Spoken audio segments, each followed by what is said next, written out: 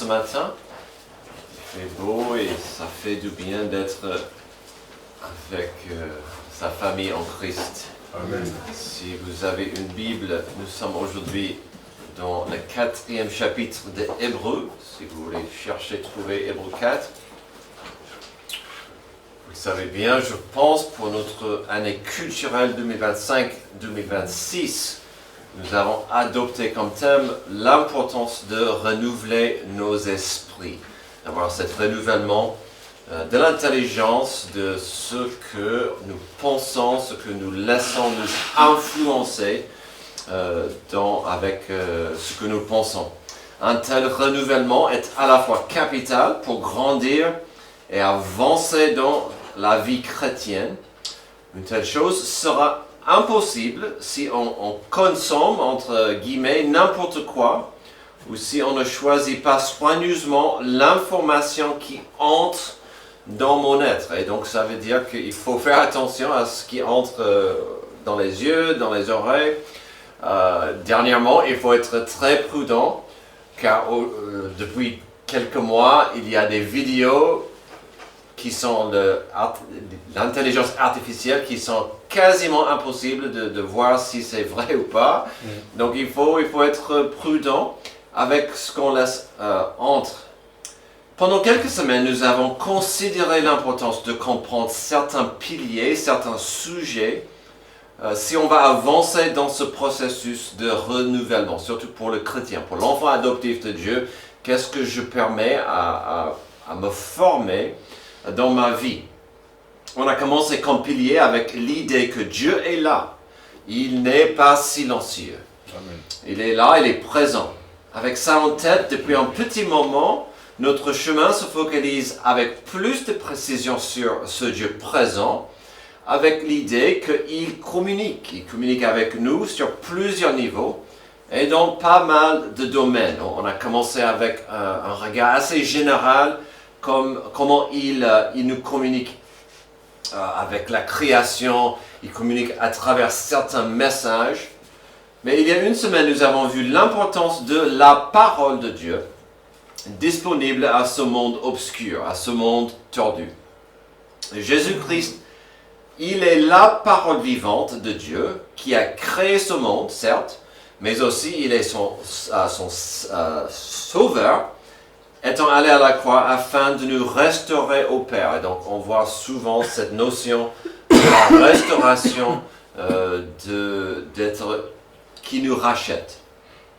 La parole vivante de Dieu est venue à notre monde. Nous avons même vu la semaine dernière que malgré sa puissance, malgré sa brillance et son amour immense pour nous, sa présence et sa personne étaient rejetées par énormément de gens, ou presque pire, simplement ignorées.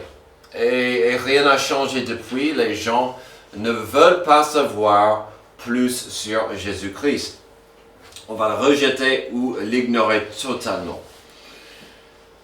Si tel était le cas quand il était sur terre, quel espoir avons-nous aujourd'hui, 2000 ans plus tard? Pouvons-nous oser, pouvons-nous espérer de changer notre monde aujourd'hui? Si vous osez, je commence à considérer un changement avec vous-même. Ça commence avec vous, avec ce renouvellement de l'intelligence et de cœur. Aujourd'hui, nous allons découvrir une source de puissance et d'espoir disponible à nous. Elle se trouve bien sûr dans sa parole écrite, la parole de Dieu, bien plus qu'un livre.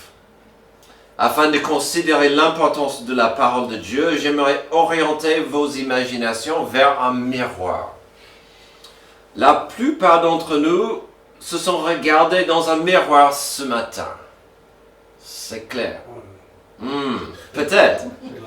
Nous avons vérifié ce qui avait besoin d'être corrigé. Les cheveux. Amen. Le visage. Peut-être les signes d'une semaine difficile. Certes, un miroir est utile, mais il a ses limites. Il ne montre que l'extérieur. Il ne peut pas dire pourquoi nous sommes fatigués. Il ne peut pas dire pourquoi nous sommes anxieux ou pourquoi nous avons réagi comme nous l'avons fait hier. Maintenant, imaginez un miroir qui ne s'arrête pas à la surface.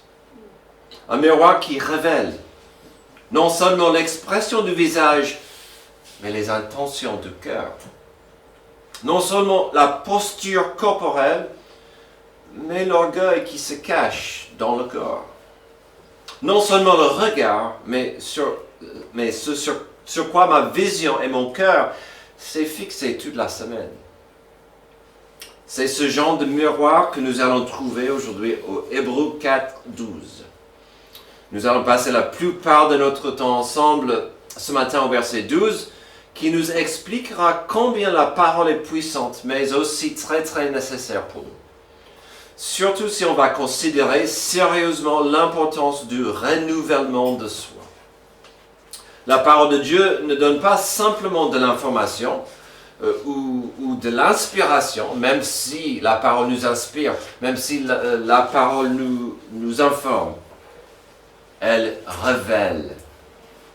Elle est vivante, efficace, plus tranchante qu'une épée à deux tranchants, capable de pénétrer jusqu'à séparer l'âme et l'esprit, les jointures et la moelle. Elle juge les pensées et les intentions du cœur, même celles que nous ne reconnaissons pas toujours nous-mêmes. Parfois, la parole nous perce, nous fait du mal, car on ne comprend pas toujours ce qui arrive dans nos cœurs. Mais quand on arrive tout à l'heure au verset 13, on recevra discrètement un rappel sérieux. Si la parole nous révèle, c'est parce que nous sommes déjà entièrement connus. La parole vient de Dieu et rien n'est caché devant lui. Alors la question n'est pas de savoir si la parole dira la vérité. La vraie question est celle-ci. Sommes-nous prêts à laisser la vérité nous transformer?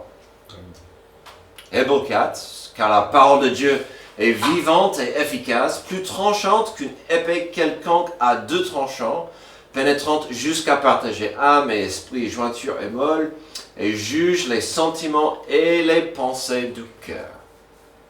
La parole de Dieu est-elle si importante que ça dans ce monde obscur? D'abord, on va voir qu'elle est vivante.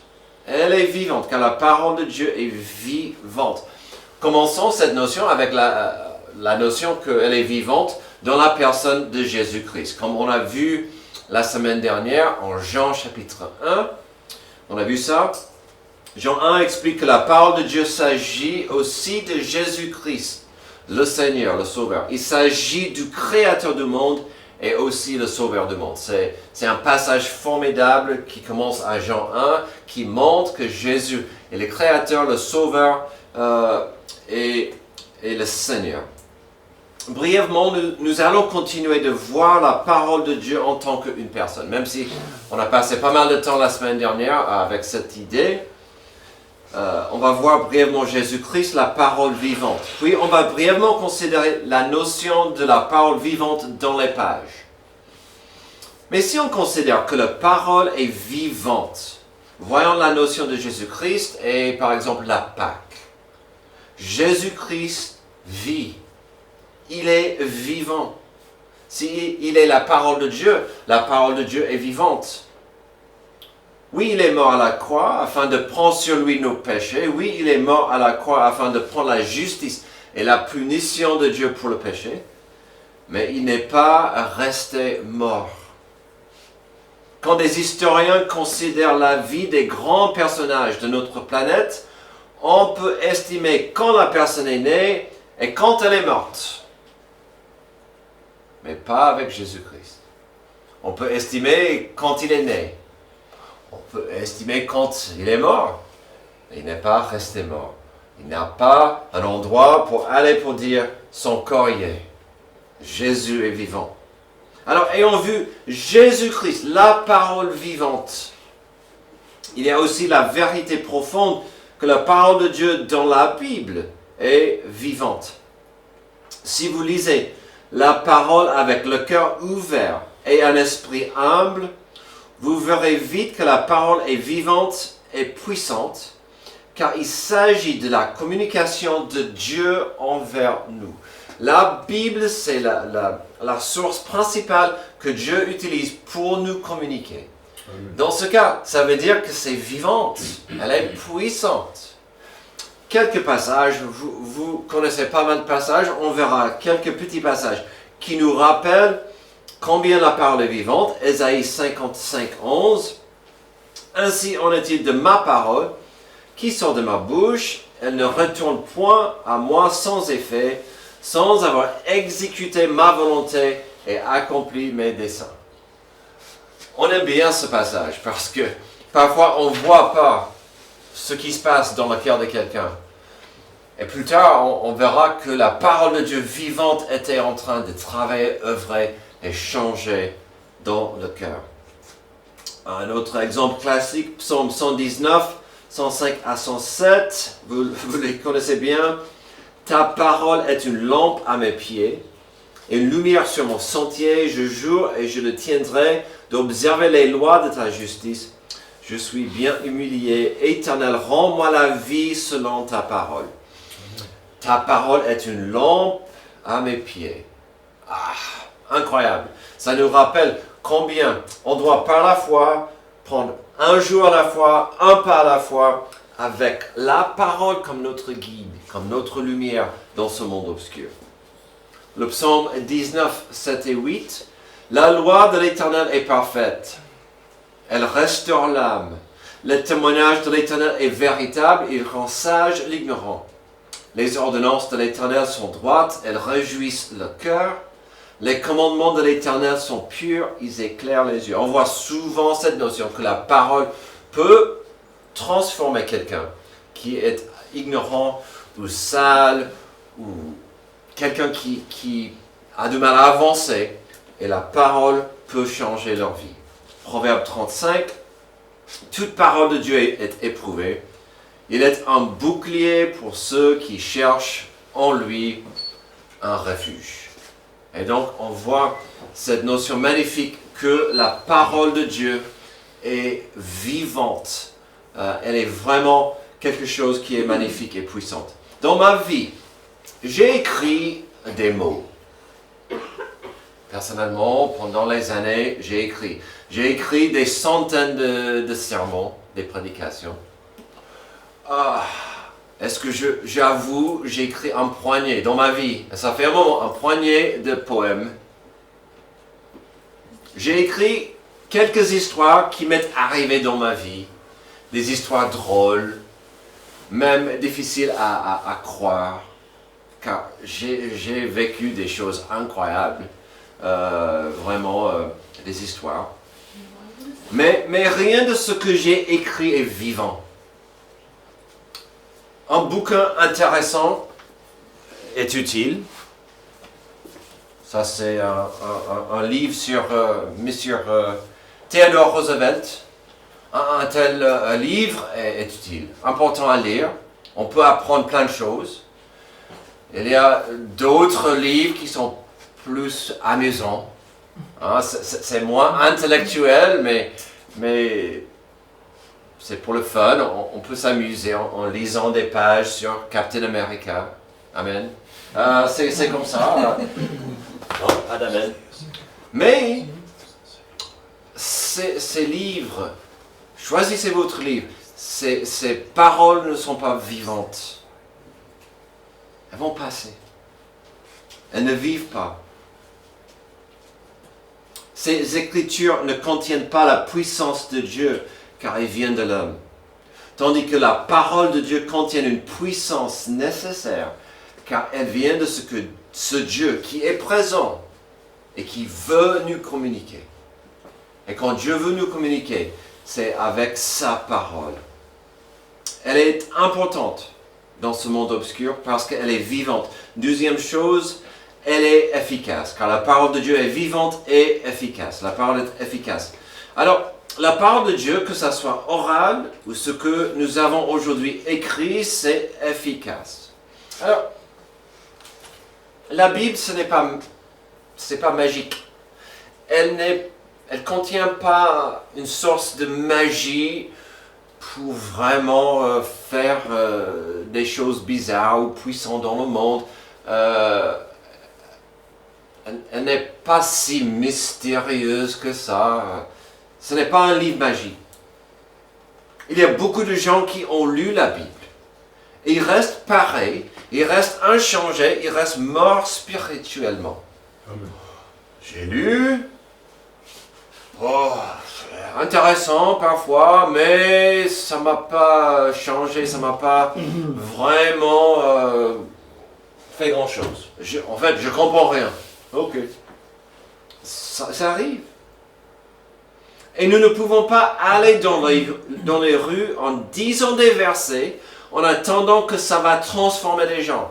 On ne peut pas aller dans la rue, sur rue de Paris, trouver l'homme de la rue et citer quelques versets et avec une attente que ça va changer la personne. Ce n'est pas de la magie. Mais considérons quelques exemples de la parole de Dieu aux gens. On connaît. On va commencer avec quelques idées. La parole de Dieu orale. Les gens qui ont entendu la parole de Dieu. Pensez à quelques gens dans la Bible qui ont eu la parole de Dieu directe. Noé, par exemple. Dieu a parlé à Noé, il a entendu directement de Dieu. Noé a compris, Noé a décidé d'agir et d'obéir. Ce message a radicalement changé sa vie. Abraham, a-t-il resté le même après? Non, pas du tout. Il a obéi, il est parti comme Dieu voulait. J'ai choisi quelques mots, vous les connaissez. Job. Dieu a parlé à Job. Dieu lui a posé quelques questions dures. Étais-tu là quand j'ai créé le monde? Est-ce que toi, Job, tu as des capacités de faire des miracles? As-tu le pouvoir de comprendre les mystères du monde ou de créer quoi que ce soit? Dieu a parlé à Job. Heureusement, Dieu a parlé à Saul, qui est devenu Paul et qui a changé le monde avec l'évangile. Soyons clairs, il est rare que Dieu communique aux gens oralement. Ça peut arriver, c'est rare. La plupart du temps, quand Dieu veut communiquer avec quelqu'un oralement, il utilise la Bible. Il utilise un verset, un concept biblique. Il va utiliser les préceptes qu'on connaît. Une histoire que Dieu communique à la personne. La plupart du temps, quand Dieu communique à quelqu'un oralement, c'est souvent le Saint-Esprit qui va pousser, chuchoter, guider la personne dans la vérité. Souvent. Si vous recevez un mot de Dieu, c'est le Saint-Esprit qui dit stop. Pas là. Dis un mot à celui-là. Mais c'est dans la vérité biblique. Quand il s'agit d'une communication orale, dans ma vie personnelle, je peux vous dire que Dieu m'a parlé entre guillemets très très peu de fois. Il m'a appelé en France, c'était moi, des paroles, c'était un appel, je ne pouvais pas nier, mais il n'y avait pas beaucoup de paroles, c'était juste une compréhension. Quelquefois, il a dit des mots, c'est assez rare, mais je peux vous dire ça. Deux choses à considérer par rapport à cette notion. Parce qu'on entend, Dieu m'a dit. Dieu m'a dit. Quand, deux choses à considérer par rapport à cette notion. Une parole de Dieu n'ira jamais contre ses pages. Jamais.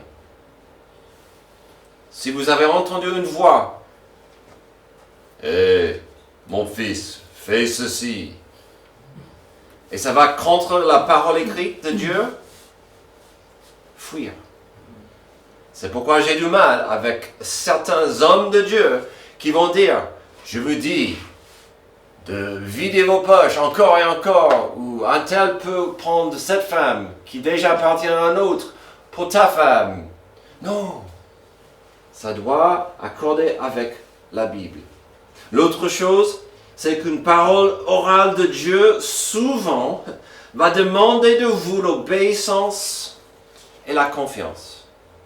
Les peu de fois de Dieu m'a dit aux personnes, fais ceci. Je devais obéir par la foi, car je ne connaissais pas la suite.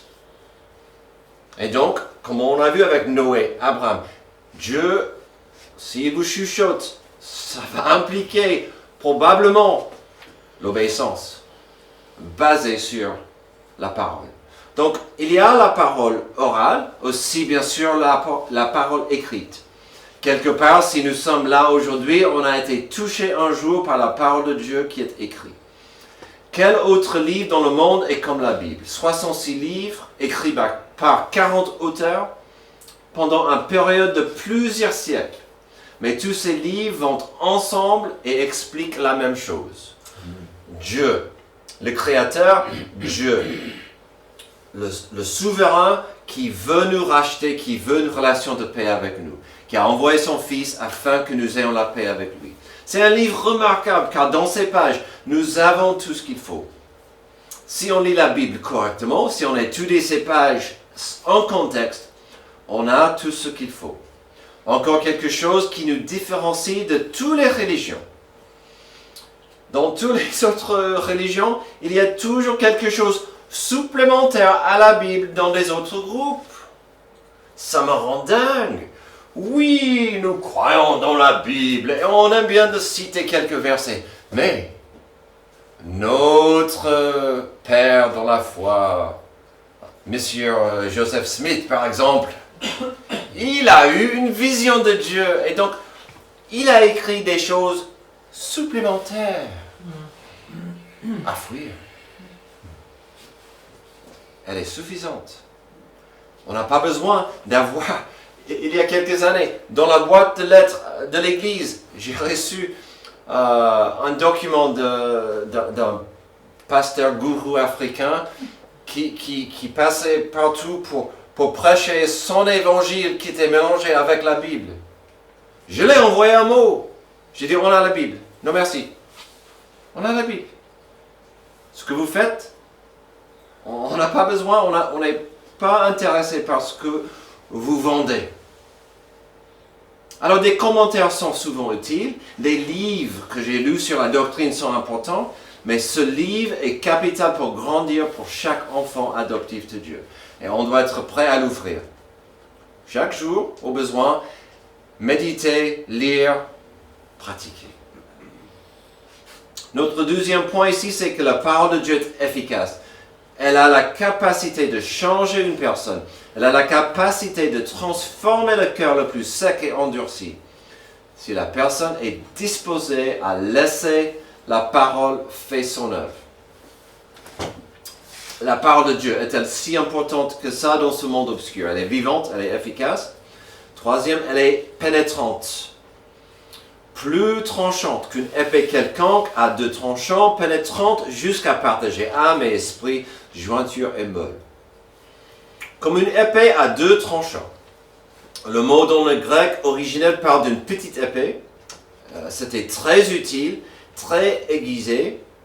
À l'époque, c'était aussi un symbole des juges et des magistrats. Les deux tranches symbolisaient le système judiciaire qui pouvait aller dans tous les sens et les directions afin d'arriver à la vérité dans une investigation. Donc c'était vraiment une image formidable pour montrer qu'elle pouvait aller dans tous les sens, toutes les directions, profondément.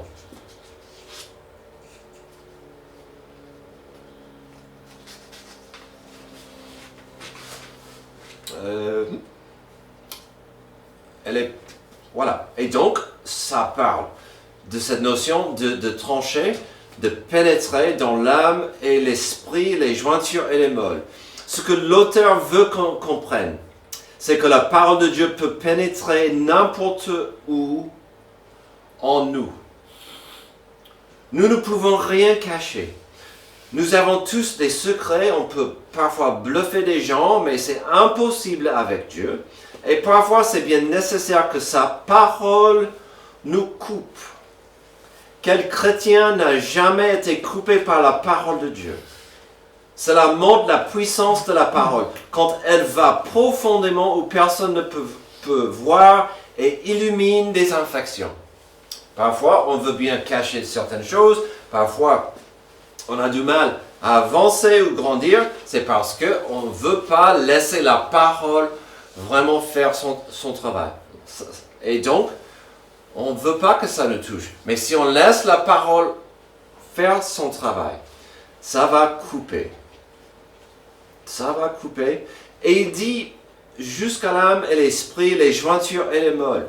Encore dans le langage ici, d'âme et esprit, on est rappelé de la source divine de la parole de Dieu. Parce qu'il parle de l'esprit, il parle de l'âme. Ici, l'esprit parle de en fait, c'est l'esprit de tous les êtres vivants. On a un chien, ce chien a un esprit. C'est un esprit vivant. Des chats, des lapins. Hier, j'ai vu un sanglier. Il avait un esprit. Il est vivant. Mais les bêtes n'ont pas d'âme. Et là, il montre, la parole de Dieu va plus profondément que juste un esprit vivant, il va jusqu'à l'âme. Et c'est là où Dieu veut nous transformer. C'est là où Dieu veut nous changer. Et c'est là où souvent le cœur est infecté. L'âme, c'est la partie que l'être humain possède, que des animaux n'ont pas. La parole est pénétrante. Ensuite, elle nous juge. Elle nous juge. Elle est vivante, efficace, tranchante, pénétrante jusqu'à partager âme, esprit, jointure et molle. Elle juge les sentiments et les pensées du cœur. Les sentiments. C'est intéressant que Paul a écrit sentiments ici d'abord. Il parle des émotions et des attitudes. On peut facilement se tromper sur ce niveau-là, où on se trouve vite dans un tunnel d'émotions. Combien de gens sont contrôlés par leurs sentiments? J'estime que je vais agir parce que c'est plus facile. Je pense, j'estime. Et c'est vraiment les sentiments qui dominent. C'est pourquoi le renouvellement de l'esprit chaque jour est si important. Si ce que nous pensons ne reflète pas la vérité, ce que nous ressentons ne reflètera pas la réalité. Je l'ai dit il y a quelques semaines, je suis allé trouver cette citation parce que c'est tellement fort, je me répète, si ce que nous pensons ne reflète pas la vérité, ce que nous ressentons ne reflètera pas la réalité. Et combien de gens sont dans une mauvaise réalité parce qu'ils agissent parce qu'ils ressentent et pas selon la vérité. C'est ici où l'ennemi va souvent attaquer dans nos sentiments, car que utilise Satan dans nos vies? Le doute, la peur, le mensonge, le demi-mensonge, la demi-vérité. Il veut manipuler et toucher nos sentiments, et puis on ne va plus utiliser la vérité dans notre esprit.